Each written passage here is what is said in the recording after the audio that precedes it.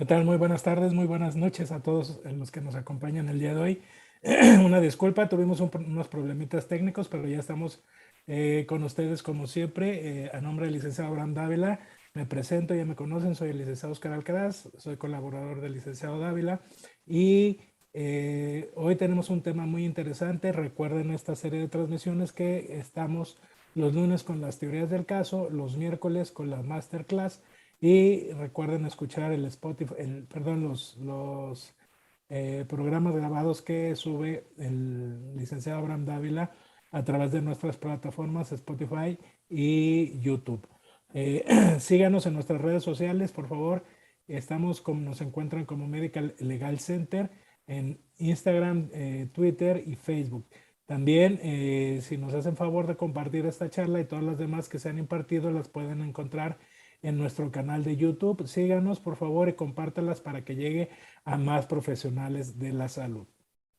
Como siempre, agradecemos a la asociación, a la agrupación Yo Soy Médico 17 por la facilidad de prestarnos su plataforma. Gracias por, permítanme, nos dicen que está un poquito, no se escucha bien. Vamos a ahorita tratar de solucionar el problema. Les decía, agradecemos a la agrupación Yo Soy Médico 17 por la facilidad de su plataforma para que llegue a más profesionales de la salud. Y se está transmitiendo a través de Facebook Live. Hoy nos acompaña un médico con múltiples reconocimientos y con una amplia trayectoria. Él es médico especialista en urgencias y nos trae un tema bastante interesante. El tema es actuar en una crisis hiperglucémica. Él es les comparto un poquito su currículum. Como les comentaba, es especialidad en medicina de urgencias por el Hospital General de Pachuca. Es egresado a la Universidad Autónoma del Estado de Hidalgo. Trabajó en la Secretaría de Salud en el Hospital General de Pachuca, fue cotitular del posgrado de Medicina de Urgencias y titular del posgrado de Medicina de Urgencias. Actualmente es jefe de servicio de urgencias del Instituto de Salud del Estado de México, del Hospital General Axapusco. Él está en la subdirección médica en turno especial diurno. También pertenece a la Fundación Arter Salud SADCB. Es jefe del servicio de urgencias, tiene certificaciones y certificación por la CONASEM, tiene cursos en soporte de cardiovascular básico, avanzado, ventilación mecánica básica, intermedia, ventilación mecánica, avento, actualización, soporte hemodinámico, crítico, megas, Icarus, ultrasonido, en reanimación del paciente crítico, SOVEC, soporte ventilatorio en escenarios críticos. Fundamentos de ultrasonografía aplicada en práctica clínica, WinFocus, Charter Focus, premios, con decoración Miguel Hidalgo, grado de medalla, y con decoración Gerardo Valera. Pues bien, se los presento, él es el doctor Alfredo García Telles, como les comentaba, con amplia experiencia, y el tema sumamente interesante es el actuar en una crisis hiperglucémica. Doctor García Telles, muy buenas noches, sea usted muy bienvenido. Hola doctor, buenas noches, muchas gracias por la invitación. Espero que se escuche perfectamente bien el audio y si usted me lo permite voy a compartir la pantalla. Adelante doctor, lo dejamos con el mejor público que es el profesional de la salud. Gracias. ¿Me podrá decir si se ve completamente bien la pantalla? Perfectamente, doctor, y se escucha perfectamente. Solamente que empezó en la última diapo. Permítame un momento.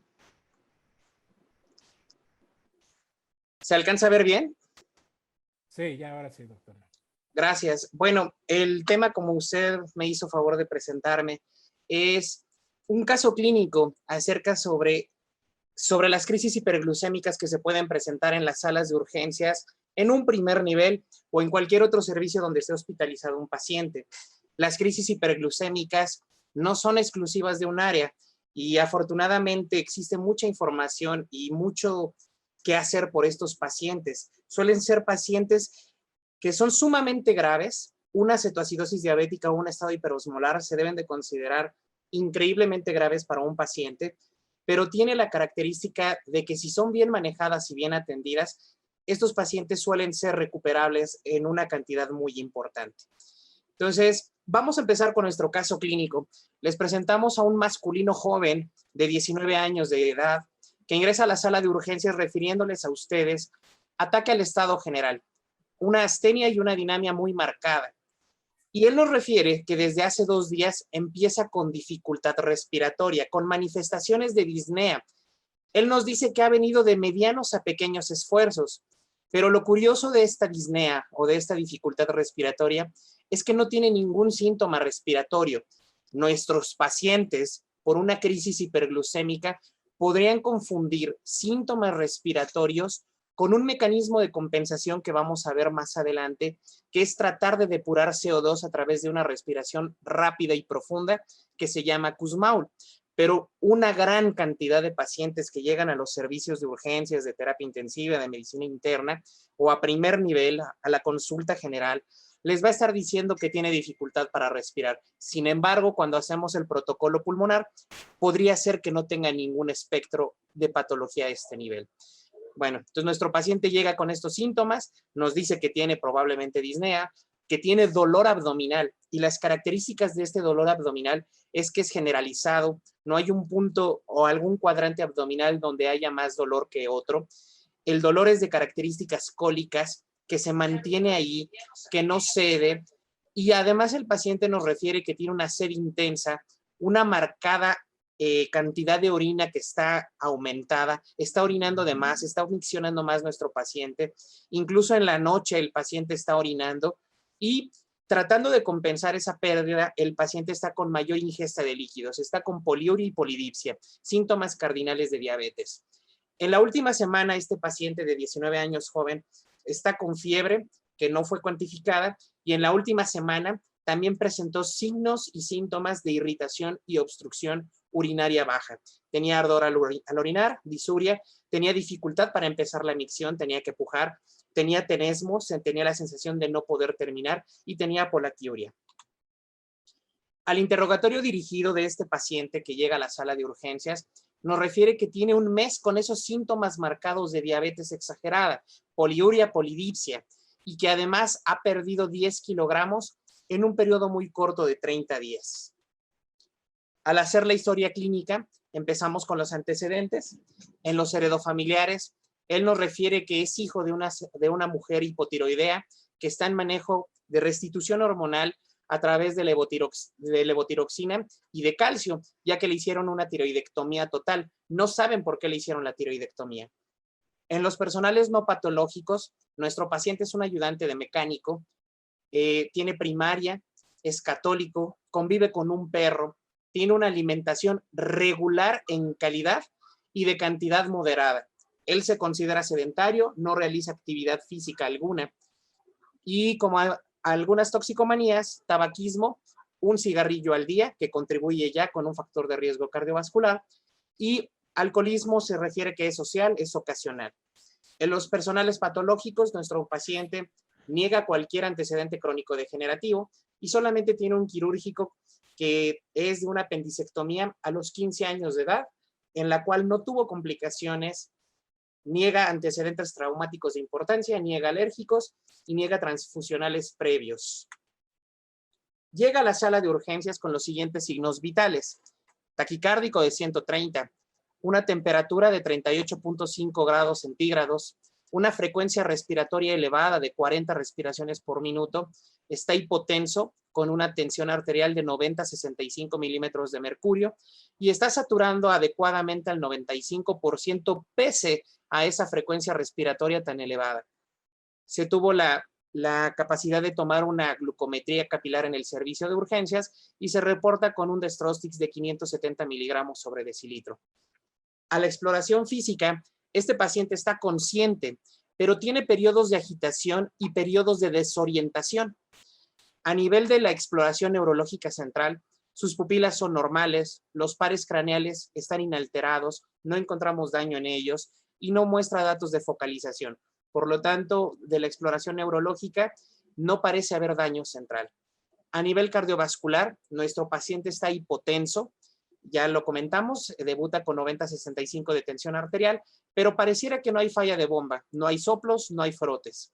A nivel pulmonar, desde el ingreso comentamos que nos llama la atención que está polipneico, 40 respiraciones por minuto, y esta respiración es sumamente rápida y profunda, pero no integra ningún síndrome pleuropulmonar de ningún tipo. Tampoco hay sibilancias, no hay estertores como agregados a la exploración pulmonar. A nivel gastrometabólico, el paciente debuta con una glucosa de 570 miligramos sobre decilitro. El abdomen de nuestro paciente está blandito, está depresible, sin embargo tiene dolor a la palpación de puntos ureterales, a la palpación media y profunda. La peristalsis está discretamente disminuida. A nivel urinario, como comentábamos, teníamos puntos ureterales positivos y un Giordano derecho que está franco. A nivel hematoinfeccioso, nuestro paciente denota fiebre de 38 grados centígrados cuando lo revisamos. En piel y faneras, llama la atención que muestra datos universales de deshidratación. Tiene ausencia de la turgencia de la piel y algo muy característico, que tiene aliento fermentado. Ellos nos dicen que huele su aliento a manzanas podridas. Habrá quien nos pueda decir que a lo mejor huele un poquito a vinagre. Esos son los datos característicos que nos está arrojando la exploración física de este paciente que llega con nosotros. Si nosotros hacemos un resumen acerca de este caso clínico, a mí me llama mucho la atención la carga genética que tiene por parte de su madre. Recordemos que su madre es una hipotiroidea que está en tratamiento con tratamiento de sustitución hormonal derivado de una tiroidectomía. Sin embargo, pues esto nos hace pensar que tenemos una endocrinopatía probablemente familiar. No está siempre relacionado, pero para nuestro paciente que está debutando con una enfermedad endocrinológica pudiera ser relevante. De los personales no patológicos, decir que nuestro paciente es sedentario, que su alimentación no es buena ni en calidad ni en cantidad. De los personales patológicos, la verdad es que no podemos resaltar ningún antecedente que sea de importancia.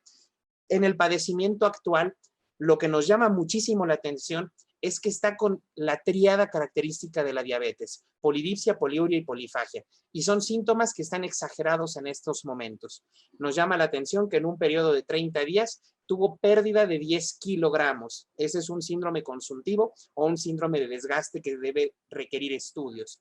Y el padecimiento actual también nos va a llamar mucho la atención, es de vital importancia hacer y encontrar estos signos, que es el de dolor abdominal. Ya explicaremos por qué un paciente de estas características va a tener dolor abdominal. También nos llama la atención que tiene datos de deshidratación severa y lo que él llama como disnea, que probablemente no sea por un patrón respiratorio, que no sea por un problema pulmonar, pero tiene una frecuencia respiratoria elevada y las características de su respiración es que es muy rápida y que es profunda. A nivel objetivo, la revisión que hacemos nosotros los médicos, pues nos llama la atención que está taquicárdico, que está polipneico, que está hipotenso y que debuta con una glucosa capilar. Si nosotros pudiéramos hacer entonces diagnósticos sindromáticos, lo primero que tenemos que hacer de arriba hacia abajo por aparatos y sistemas, dijimos que nuestro paciente estaba con periodos de agitación, pero también alternaba con periodos de somnolencia. Por lo tanto, podríamos pensar en un síndrome confusional agudo y estaría bien justificado. Número 2, el paciente llega con temperatura corporal elevada, un síndrome febril. Número 3, ¿tendrá este paciente síndrome de dificultad respiratoria? Hemos dicho que algunos cuadros de crisis hiperglucémicas podrían confundir un cuadro pulmonar con las características clínicas de la enfermedad. Ahorita vamos a aunar un poquito más en esto. Por lo tanto, dejamos como una interrogación. ¿Tendrá síndrome de dificultad respiratoria nuestra paciente? El siguiente sería un síndrome irritativo y obstructivo urinario. Nuestro paciente llegó diciéndonos que tenía pujo, tenesmo, disuria y polaquiuria. Y por último, un síndrome doloroso abdominal. El paciente refiere que tiene cólico, que no cede con medicamentos convencionales, que está mantenido ahí y que tiene predilección por los puntos urinarios. Si empezamos a hacer diagnósticos nosológicos, las entidades que podríamos identificar es, número 1, la deshidratación tan marcada que presenta este paciente. Comentamos en el caso clínico que tiene ausencia de la turgencia de la piel, probablemente ojos hundidos, Si fuera un menor, las mucosas estuvieran deshidratadas. Si fuera un bebecito, tal vez podríamos ver las fontanelas abatidas. El segundo diagnóstico nosológico, podríamos hablar de un déficit neurológico agudo. Podríamos pensar tal vez en una probable encefalopatía metabólica. Hemos dicho a la exploración neurológica que los pares craneales están normales, las pupilas, que deriva del tercer par craneal, que no vemos datos de liberación piramidal, que no hay meningismo. Podríamos casi descartar que tenga daño central. Sin embargo, el paciente está encefalópata. El siguiente diagnóstico nosológico sería un dolor abdominal en estudio. Tenemos que buscar las causas. El siguiente sería un estado de choque. Nuestro paciente llegó deshidratado, nuestro paciente llegó taquicárdico, nuestro paciente llegó hipotenso. Una posibilidad es que esté con un estado de choque por pérdida de líquidos. El siguiente diagnóstico nosológico, ¿será diabético nuestro paciente? Un hombre joven que no se conocía con ninguna patología, con ninguna enfermedad, debuta con este cuadro clínico y debuta con una glucosa de 570 miligramos sobre decilitro. Si consideramos que pudiera tratarse de una complicación aguda de la diabetes, tendremos que pensar si es una probable crisis hiperglucémica. Llega al servicio de urgencias, empezamos a hacer nuestro protocolo y vamos a tomar una gasometría arterial. Puede ser también venosa, no estamos en contra ni estamos peleados con las gasometrías venosas, las apoyamos, son más fáciles de tomar, le generan menos dolor al paciente. Los parámetros de una gasometría arterial y venosa tienden a cambiar muy poco en los patrones metabólicos y es una buena fuente de orientación. Nuestro paciente debuta con un pH de 6.98. Tiene una presión de CO2 de 8, tiene una presión de oxígeno de 89, tiene un bicarbonato de -3, ni siquiera lo detecta la máquina, el parámetro mínimo que nos puede dar es -3, y un exceso de base de -25. Nos llama también la atención que está con un marcador de hipoperfusión, no siempre es de hipoperfusión, en muchas ocasiones sí, que es un lactato de 9.5. Si nosotros podemos clasificar esta gasometría, este paciente joven que llega al servicio de urgencias está con una acidemia metabólica severa. Le podemos tomar un examen general de orina, ya que es un estudio rápido, confiable. Incluso podríamos hacer una tira reactiva, un Urolabstics, una tira que haga esta misma función, pero si tenemos el laboratorio donde nos den el resultado microscópico, que mejor. Nos dicen que tiene un pH de 6.5, la orina está ácida, tiene sedimento, es un amarillo turbio, su densidad está discretamente hacia la alza, tiene 1.025, tiene nitritos positivo, esto significa actividad bacteriana, tiene presencia de cetonas, 50 miligramos sobre decilitro. El sedimento ya en el examen microscópico es abundante, los leucocitos son incontables y se detectan también eritrocitos de 1 a 2 por campo. Llama la atención también la presencia de globos de pus, piocitos, 2 a 3 por campo, una gran cantidad de bacterias, 3 cruces, células epiteliales, 2 cruces, y tenemos la presencia de levaduras presentes. Después tenemos su radiografía de tórax de nuestro paciente. Como comentábamos, nuestro paciente llega saturando a 95%, no integraba ningún síndrome pleuropulmonar, no parecía ser neumonía, no parecía ser derrame, no integraba nada, pero estaba polipneico el paciente, tenía 40 respiraciones por minuto. Esta respiración tan alta, tan exagerada, tan rápida y profunda que tiene, es con el objetivo de compensar esa acidosis metabólica. Si yo respiro muchas veces y respiro de forma profunda, lo que voy a lograr es disminuir el CO2. El CO2 en exceso es ácido. Si yo lo disminuyo, trataré de evitar una acidosis mayor. Con esta gasometría que tenemos, donde hemos dicho que tiene una acidosis metabólica, porque hemos perdido bicarbonato, porque hemos perdido todas las sustancias que tienen el poder de querer alcalinizar a la sangre, pues ahora le vamos a ayudar tratando de sacar sustancias que en exceso pudieran ser acidóticas, como es el CO2. Por lo tanto, si barro el CO2, voy a tratar de no caer en una acidosis tan severa. De forma inicial el paciente lo podría lograr, pero con el resultado de esta gasometría sabemos que el paciente ya no lo logró y se cayó su pH, a pesar de que el CO2 esté tan disminuido. Recordemos que el valor normal de CO2 es de 35 a 45, depende de la altura en la que estemos de nuestro país. Aquí en Hidalgo diríamos 32, en Ciudad de México podríamos decir 35. Entonces, a nuestro paciente aquí está barriendo demasiado CO2 y pese a ello no logra compensar el pH. Los diagnósticos clínicos que debemos de manejar en este paciente es, número 1, choque hipovolémico. El índice de choque está por arriba de 1. Recuerden que llega con una frecuencia cardíaca de 130 y una tensión arterial de 90-60. El paciente está chocado y el origen del choque es por falta de volumen, no sangre, sino falta de líquido intersticial. Es por pérdida de líquidos. Número 2, diabetes mellitus, que está descompensada y que es debutante. Muchos pacientes jóvenes debutan en su diabetes con una cetoacidosis diabética. Debemos recordar que las 3 descompensaciones agudas de la diabetes es la hipoglucemia, el estado hiperosmolar y la cetoacidosis diabética. Todo lo que no sea esas 3 variantes no es diabetes descompensada, es diabetes descontrolada. Por lo tanto, aquí es una diabetes mellitus debutante y está descompensada. El diagnóstico per se, el diagnóstico más importante, es una cetoacidosis diabética severa. Al tener cetoacidosis diabética severa, tendremos un umbral de deshidratación. Por lo tanto, dentro de los diagnósticos clínicos, debemos de tener en cuenta la deshidratación tan severa que tiene un paciente con una crisis hiperglucémica.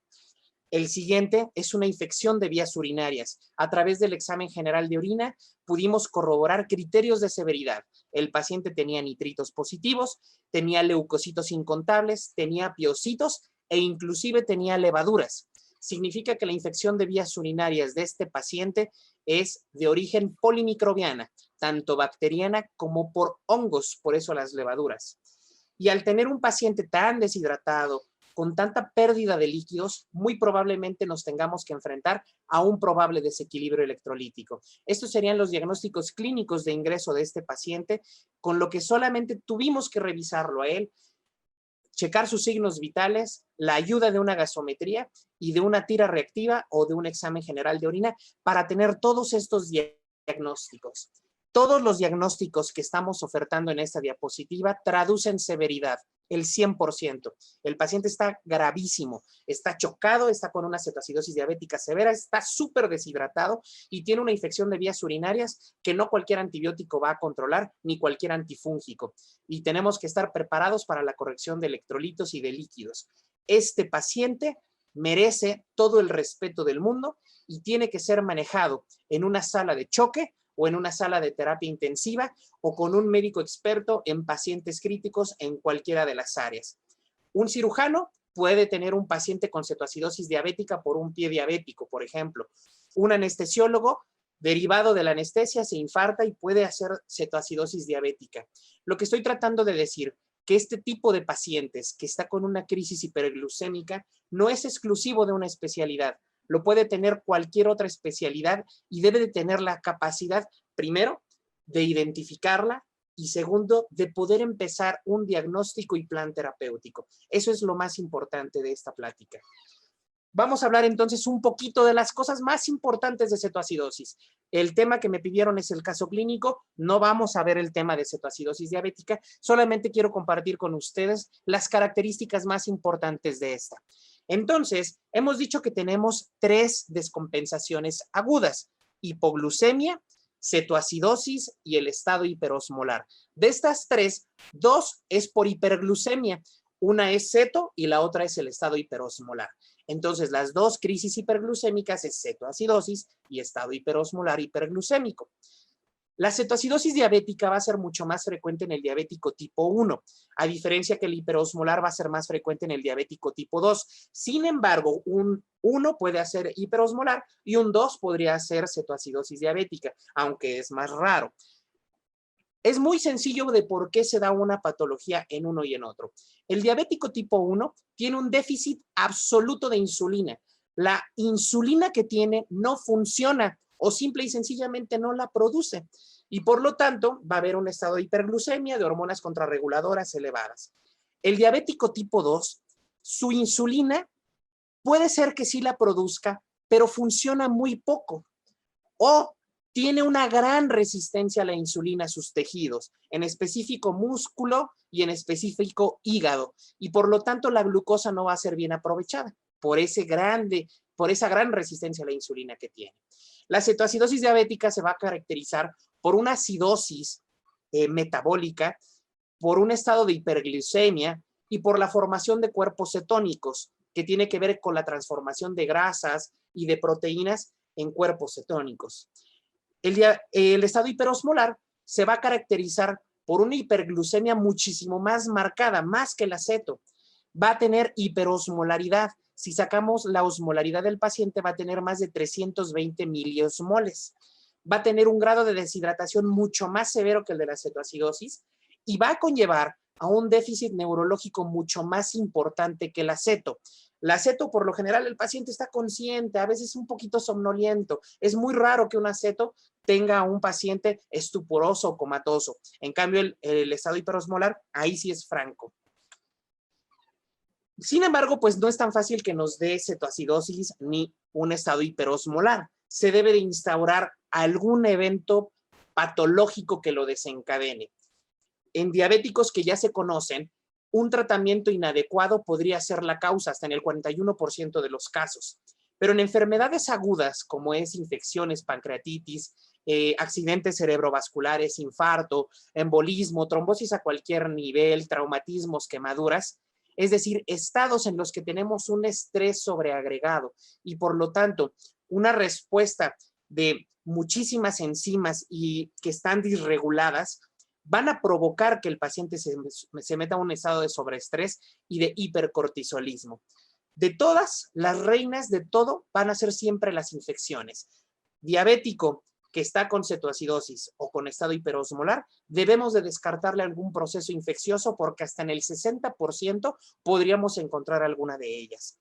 Hay pacientes con endocrinopatías que pudieran favorecer a estos estados, como los acromegálicos, los tirotoxicosis, hipertiroideos, o pacientes con hipercortisolismo, como es en Cushing. Y también podemos verlo más frecuente en pacientes que toman fármacos que aceleran el metabolismo de los carbohidratos, como betabloqueadores, como bloqueadores de canales de calcio, como diuréticos tiacídicos, como cimetidina, como antiarrítmicos y antiepilépticos, como es la fenitoína, o con fármacos, por excelencia, los esteroides son los mucho más frecuentes. Y también algunos tóxicos favorecen el catabolismo de los carbohidratos, alcohol, cocaína y drogas, como es el éxtasis. Entonces, cuando llega un paciente a los servicios, a la consulta particular, a la consulta privada, o en un paciente que ya está hospitalizado, va a haber diferencias clínicas para hacer la sospecha de cetoacidosis o de estado hiperosmolar. Cuando nos enfrentemos a estos pacientes, tenemos que pensar en este cuadrito. Una cetoacidosis va a tener dolor abdominal, el hiperosmolar no. La causa del dolor abdominal del aceto es que la deshidratación marcada y la presencia de cetonas favorece a la isquemia mesentérica. Por eso es que tienen dolor abdominal. Por lo general, acetos se acompañan de cuadro de vómito, de náusea. El hiperosmolar no. La cetoacidosis va a tener deshidratación, por supuesto, pero el hiperosmolar es muchísimo más marcada. El cetoacidótico va a tener una respiración rápida y profunda, que ya tratamos de decir por qué. Quiere eliminar CO2 y esta respiración se llama respiración de Kussmaul. El hiperosmolar, por lo general, como no está acidótico, no va a tener esta respiración. La pérdida del estado de alerta, como dijimos en la cetoacidosis, es mínima. A lo mejor un poquito somnoliento, desorientado, a diferencia que el estado hiperosmolar va a estar estuporoso e incluso comatoso. Síntomas de diabetes exagerados, poliuria, polidipsia, polifagia. En ceto se presentan, pero donde es muy marcado es en el hiperosmolar. La presencia de fiebre o no, a lo mejor por culpa de una infección, en ambos es igual. La pérdida ponderal es muy frecuente que el paciente diabético descontrolado y que después se descompensa nos pueda decir que está con pérdida de su masa corporal, con pérdida de peso corporal. Sin embargo, una cetoacidosis se puede llevar rápido, incluso en menos de 24 horas o días. El paciente empieza con sus síntomas exagerados de diabetes y después, en 24 horas, se instala la respiración rápida y profunda de Kussmaul con el objetivo de sacar CO2. Empieza la náusea, el vómito y el dolor abdominal. Llegan al servicio de urgencias pensando que traen problema respiratorio, pensando que traen problema abdominal, y pues ¿cuál? Lo que traen es una descompensación metabólica masiva que requiere todo el manejo. Pocos pacientes, la verdad es que los libros sí dicen y hacen mucha mención a que van a oler a aliento afrutado, a manzanas podridas, pero son pocos los pacientes que clínicamente van a tener este síntoma al ingreso de nuestras salas. El hiperosmolar se va a tardar un poquito más, se va a llevar de días a semanas. El deterioro neurológico es sumamente importante, la deshidratación es sumamente importante y el ataque al estado general es sumamente importante. Podemos decir que tenemos algunas perlas para el diagnóstico de estos pacientes. En el interrogatorio, súper importante los antecedentes, como nuestro paciente, una madre hipotiroidea, es un paciente sedentario, es un paciente que no hace ejercicio, su alimentación es mala. Preguntemos por fármacos porque ya dijimos que algunos aceleran el catabolismo de los carbohidratos. Preguntemos por enfermedades que podrían contribuir a que tengan un estado de hipercortisolismo. Y preguntemos el padecimiento actual también. En la exploración física, sumamente importante el estado neurológico, pensar por qué tiene déficit neurológico un paciente con una crisis hiperglucémica. Ver cómo está su estado de hidratación. Son pacientes que están secos, completamente todos los signos universales de deshidratación. Ver por qué tienen un patrón respiratorio. Ojo, yo estoy haciendo mucho énfasis en que el patrón respiratorio es consecuencia de la enfermedad, pero también puede ser que un paciente tenga neumonía, que tenga COVID, que tenga alguna enfermedad pleuropulmonar y que con eso también se contribuya a la afectación del aparato respiratorio. Hay que revisar el abdomen porque, como dijimos, por lo general van a tener dolor abdominal. Ya explicamos la causa de la isquemia mesentérica y, ¿por qué no?, hasta darnos un buen tufazo con el aliento de los pacientes. Es importante tomar laboratorios para poder llegar a un diagnóstico y estadificar de forma precisa a ese paciente. ¿Cuánto tiene de glucosa? Necesito una gasometría para ver qué tan acidótico está. Necesito un examen general de orina o una prueba donde pueda yo documentar cetonas. Hoy en día tenemos máquinas que pueden darnos cetonas a través de la exhalación y nos miden el beta-hidroxibutirato, o podemos medir cetonas en la tira reactiva y con eso es más que necesario. Dependerá del paciente, a lo mejor tienen que pedir algunos estudios más, pero si nosotros tomamos esto, podríamos categorizar a un paciente con una crisis hiperglucémica. Las crisis hiperglucémicas, cetoacidosis y estado hiperosmolar, se clasifican según su severidad. El hiperosmolar es siempre lo mismo.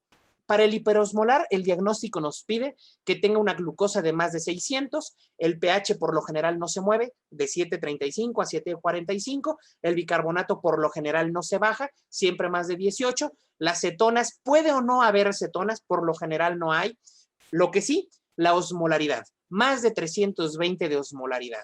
El anion gap, que es una diferencia entre aniones y cationes, va a ser variable, y la pérdida del estado de alerta o el deterioro neurológico en el hiperosmolar es parteaguas del diagnóstico. En cambio, en la ceto bajan algunos criterios.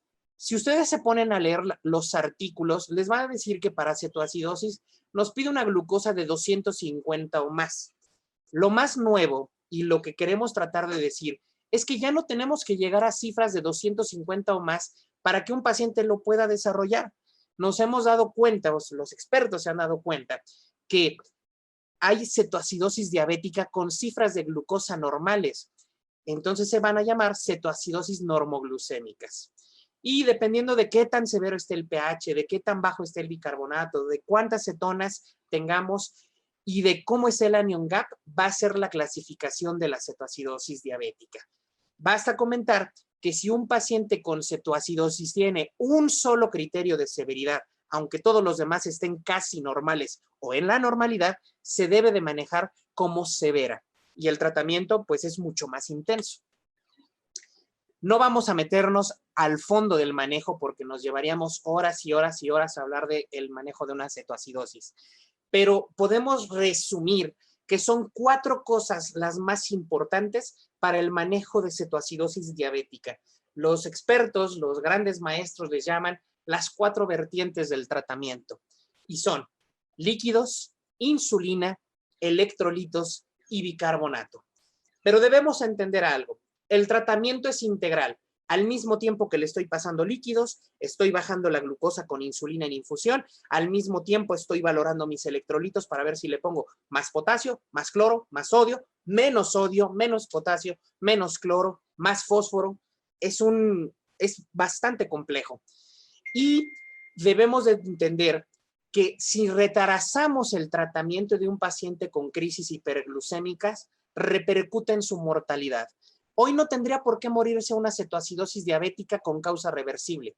No tendría por qué. Tenemos todo lo necesario y sin embargo se siguen muriendo. Se debe de considerar a estos pacientes, como ya lo dije, como sumamente graves. Estos pacientes están inestables por todas las razones. Es una urgencia metabólica máxima. Por lo tanto, requiere manejo en choque o en una unidad de cuidados intensivos adultos o pediátricos si es pediátrico. Si a nosotros nos preguntaran, ¿cuál es el tratamiento más importante, el tratamiento cardinal de la cetoacidosis? Nuestra respuesta debe de ser insulina, porque es la que va a romper la cetosis. Y si nos preguntan que cuál es el tratamiento más importante en el hiperosmolar, deberíamos de decir que es la hidratación. De los líquidos, nada más comentar, se vale cualquier cristaloide. Antes se le atacaba mucho a la solución salina, hoy podemos ocupar salina o Hartmann, pero tenemos que estar viendo los electrolitos, porque como son pacientes a los que les vamos a infundir, en el caso de cetoacidosis, 6, 7, 8 litros, en el caso de hiperosmolar, 12, 15, he visto hasta 20 litros, que ya no creo que esté tan bien, pero se ha visto que puede llegar a esas cantidades. Hay que estar viendo los electrolitos porque las soluciones nos los van a mover. Tenemos que justificar bien que nuestros pacientes requieran volumen, esas cantidades tan excesivas. Ver si un paciente necesita, requiere y responde a líquidos es una clase también completamente aparte. Se vale que lo evalúen de la forma que ustedes quieran, clínica, por ultrasonido, por sistemas de vigilancia hemodinámica, dependiendo de lo que tengan en sus unidades, adelante, lo pueden llevar a cabo. Respecto a la infusión de insulina o al uso de insulina para bajar la glucosa, hay un sinfín de artículos de cómo poder hacerlo. Hay dos formas importantes de hacerlo. Podríamos recibir a un paciente virgen que no sea sometido a insulina y le vamos a preparar una infusión de insulina pasándole 0.14 unidades por kilo por hora. Y a lo mejor si ese paciente ya tenía insulina previa o ya fue tocado por algún otro médico que quiso bajársela, disminuimos esa infusión de insulina a 0.1 unidades por kilo por hora. Se oye complicado, pero el objetivo es el siguiente, que le estemos bajando a nuestro paciente entre 50 y 70 miligramos sobre decilitro por hora. Si yo disminuyo más de 70 en una hora, contribuyo al edema cerebral. Si no le bajo entre los 50 y 70, probablemente no estoy favoreciendo a que rompa la cetosis el paciente.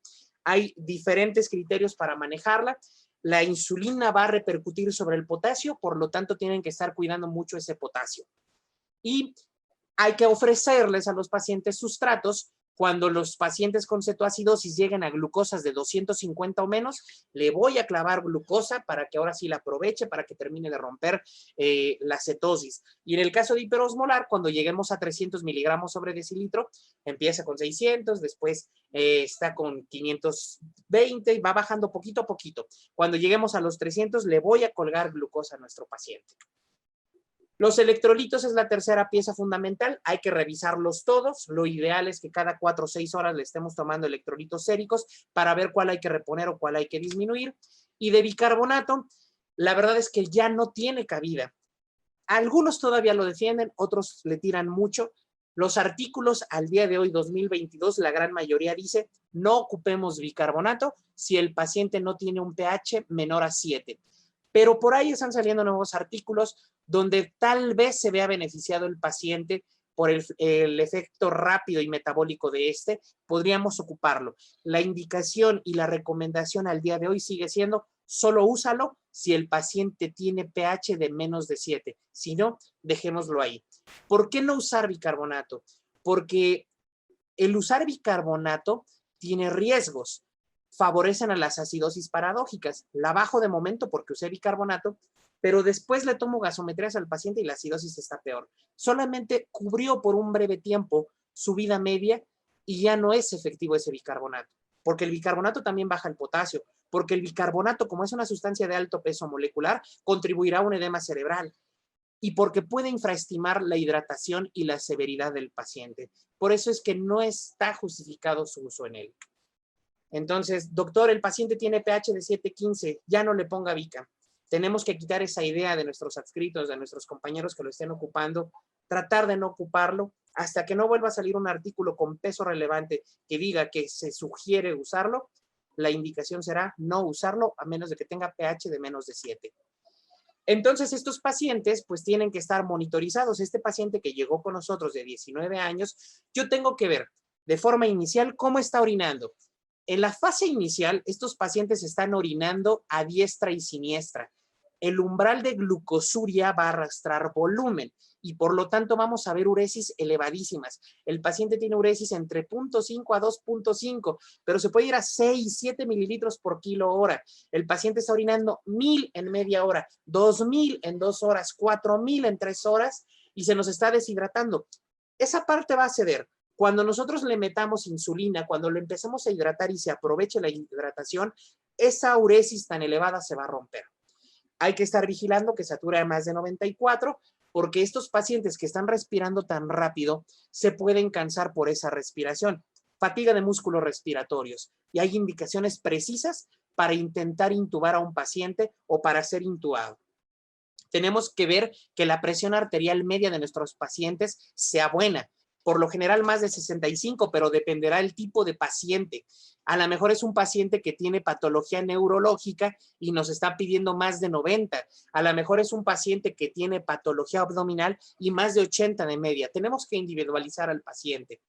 La frecuencia cardíaca, por ahí hay un dicho que dice que si un paciente está taquicárdico, no hemos terminado nuestra jornada laboral. No tenemos por qué dejar pacientes taquicárdicos. Porque un paciente con ceto, con hiperosmolar, podría estar con taquicardia. Aquí es multifactorial, como hemos dicho. La deshidratación contribuirá. La patología de base a lo mejor es una infección severa que le provoca respuesta inflamatoria sistémica. A lo mejor el paciente sigue chocado. Entonces tenemos que ver por qué el paciente tiene frecuencia cardíaca elevada. Y la frecuencia respiratoria va a ir mejorando conforme vayamos hidratando y conforme vayamos elevando ese CO2 que ahorita se perdió por culpa de esa respiración tan rápida, el paciente que tenga menos de 25. En todo esto, pues tenemos que identificar algunos diagnósticos diferenciales. Mi paciente tiene un ayuno prolongado, a lo mejor ya hizo cetosis por ayuno. Está séptico mi paciente que contribuye a una respuesta inflamatoria sistémica exagerada. El paciente tiene falla renal. Los pacientes con falla renal tienen glucosuria, tienen proteinuria y tienen pérdida de líquidos. Mi paciente tal vez tenga rhabdomiólisis, de verdad tenga una insuficiencia respiratoria por patología pulmonar, tiene un exceso de lactato por hipoperfusión por otra causa. Mi paciente está chocado por alguna otra causa, a lo mejor es una pancreatitis, o a lo mejor el paciente que llega está intoxicado por alguna otra circunstancia. Los reyes, salicilatos, metanol, etilenglicol o paraldehídos son los que más favorecen a las acidosis que requieren un protocolo de estudio. ¿Cuándo vamos a decir que nuestro paciente, ese joven de 19 años que recibimos, ya salió de cetoacidosis? Número 1, cuando tenga una glucosa menor a 200.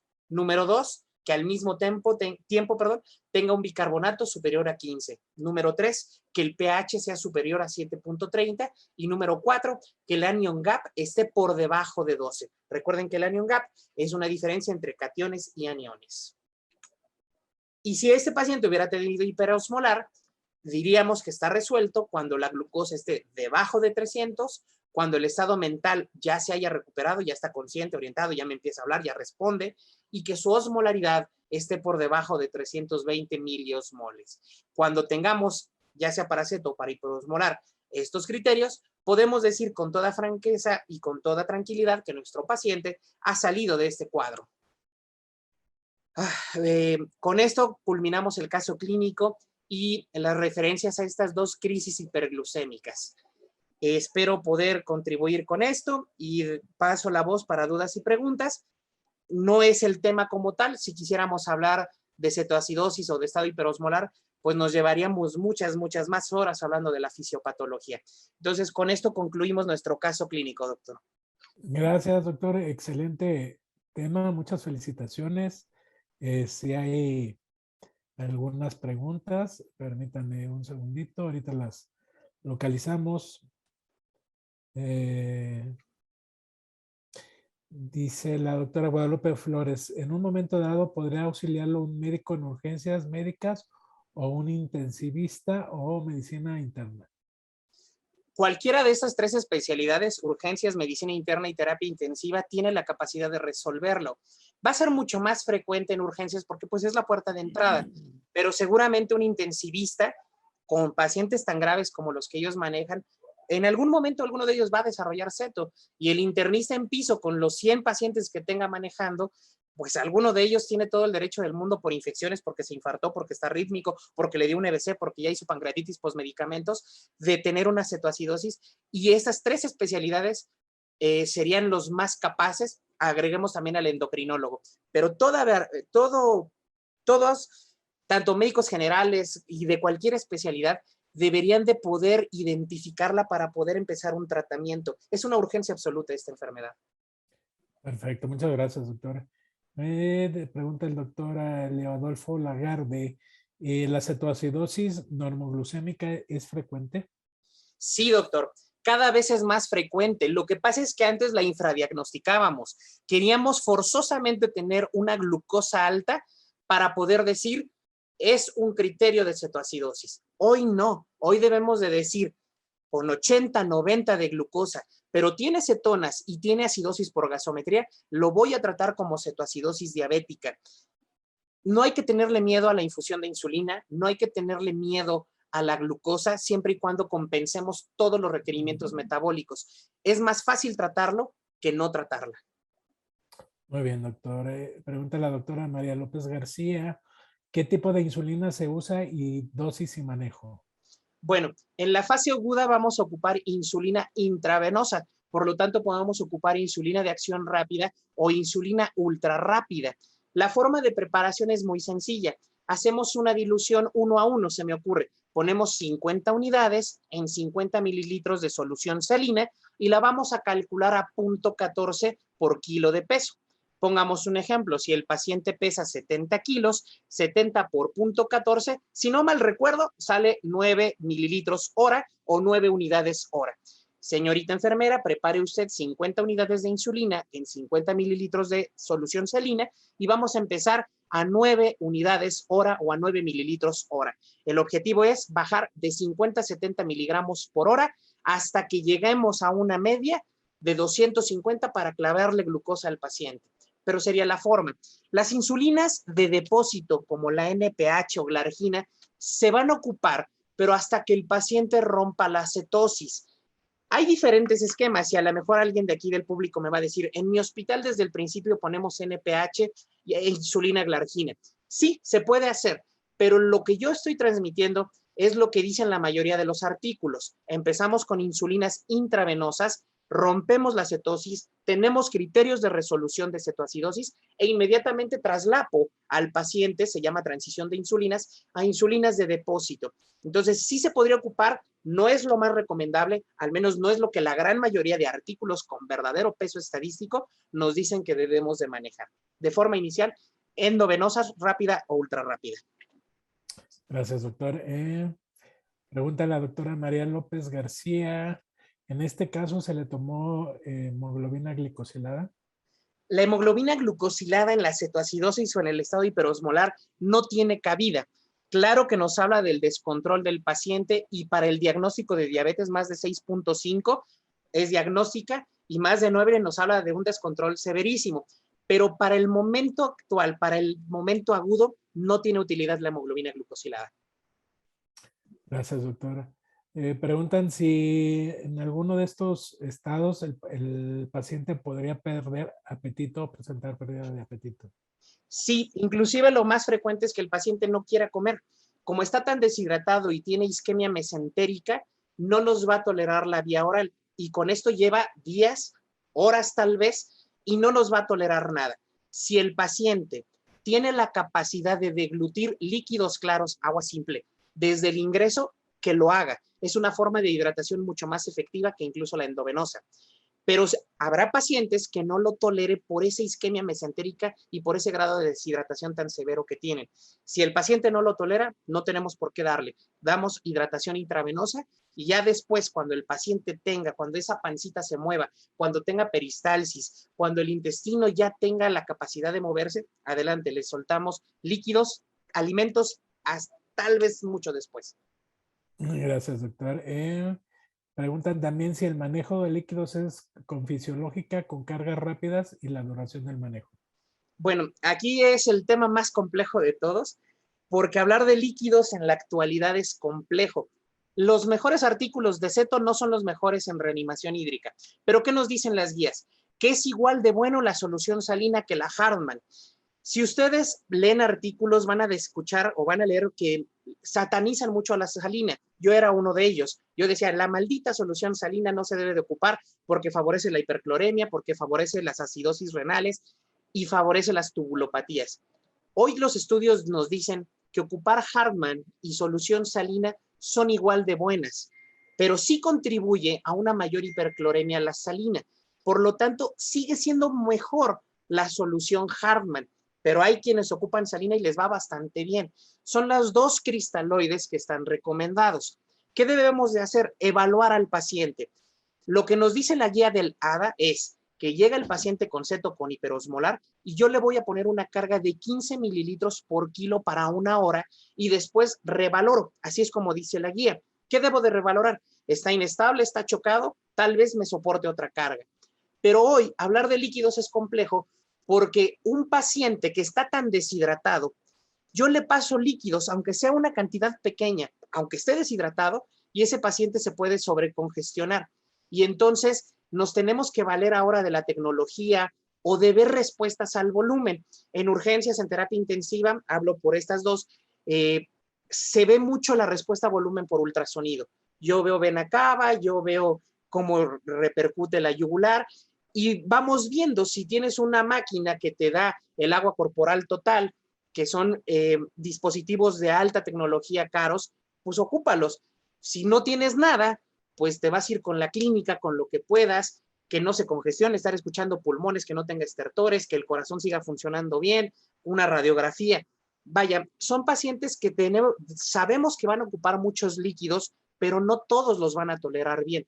Afortunadamente, su grado de deshidratación les da un umbral de tolerancia, pero hoy debemos de decir los líquidos siempre con cautela, aunque el paciente esté deshidratado. De acuerdo, doctor. Le preguntan por qué comentó que había o que hay isquemia mesentérica. Es por el grado de deshidratación. Tenemos una sangre excesivamente deshidratada, un hematocrito intestinal sumamente elevado que no perfunde.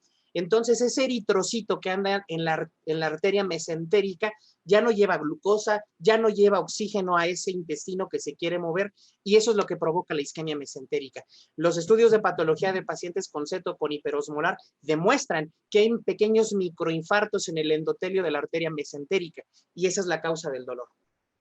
Perfecto, doctor. Y por último, pregunta Juan Cruz Contreras, que ¿con qué esteroide se debe de manejar para evitar el edema cerebral en pacientes en el estado comatoso? Jamás, nunca. Un esteroide ya no se ocupa para el manejo de edema cerebral. El esteroide no ha demostrado ninguna mejoría en ninguno de los tres edemas, ni en el vasogénico, ni en el citotóxico, ni en el intersticial. No hay un solo artículo reciente que nos diga que ocupemos esteroide para prevenir o para tratar el edema cerebral. Ya no lo ocupamos. Más riesgos que beneficios. Perfecto, doctor. Muchísimas gracias. Muchas felicitaciones, muchos saludos, doctor. Por último, un mensaje final para la comunidad médica, doctor, que nos está escuchando y viendo. Bueno, primero que fue un placer el haber estado aquí con ustedes, que me regalaran estos minutos de poder platicar sobre un tema que a mí en lo personal me fascina y que vemos día a día. Yo creo que cualquier sala de urgencias ve una cetoacidosis diabética, mínimo una al día. La sala donde yo trabajo tenemos 3, 4 por día, y son pacientes que implican un reto magistral. A mis residentes siempre les digo, vean las indicaciones de una cetoacidosis. Son probablemente las indicaciones que más se mueven. Carga, bájale, aminas, electrolitos, potasio, catéter, antibiótico, bájale porque ya se te encharcó, chin, ya te hizo arritmia. Son pacientes que merecen todo el respeto del mundo. Es adictivo, es excitante manejarlo. Pero saliéndome de esto, el mensaje sería que una crisis hiperglucémica se va a presentar en cualquier persona que esté sometido a un hipercortisolismo, a un estado de estrés, o simple y sencillamente así debuta el paciente. Y que debemos de tener la capacidad de poder diagnosticarla, y si lo puedo resolver, qué bueno, pero si no, tener la empatía, tener el cuidado por el paciente y decir, te lo cedo a ti, que lo puedes manejar, porque es un paciente que merece todo el respeto del mundo. Si no se hace, se va a morir. Si no se hace bien el manejo. Pero si se hace bien, como dije al principio de la plática, van a ser pacientes que por lo general remiten. Hoy llega súper grave y mañana el paciente se va caminando a su casa, de verdad como si no fuera creíble. De un estado tan grave en 24 horas lo podemos poner bien. Digo 24, pero hay quienes se tardan 48, 72 horas y se van caminando a sus casas en la gran mayoría como si nada. Es un tema hermoso, fascinante, y espero haber contribuido. Ojalá algún día podamos ver el tema como tal, fisiopatología, con todo lo que lleva esta enfermedad. Hoy fue una manera muy rápida porque el tema era caso clínico. Muchas gracias, doctor. Efectivamente, muy didáctica, muy fluida la plática. Muchas gracias por habernos acompañado, doctor. Si me permite, voy a despedir la transmisión del día de hoy. Gracias. Agradeciendo a todos los médicos, a todos los profesionales de la salud que nos hicieron favor de conectarse, como todos los miércoles. Les reiteramos la invitación para que también se conecten el próximo miércoles, perdón, todos los lunes, y para que se conecten el próximo miércoles, perdón, que es la teoría de la masterclass, y escuchen los podcasts del licenciado Abraham Dávila que se suben a Spotify. Creo que son los martes y los pueden ver a través de YouTube.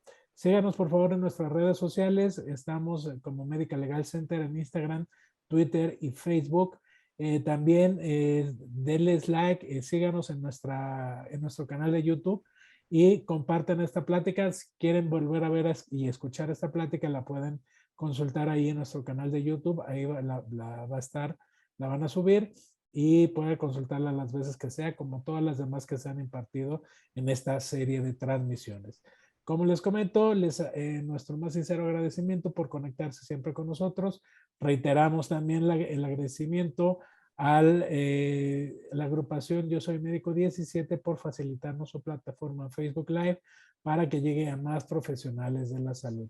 Los esperamos el próximo miércoles. Síganse cuidando. Por aquí nos vemos. Hasta luego. Buenas noches.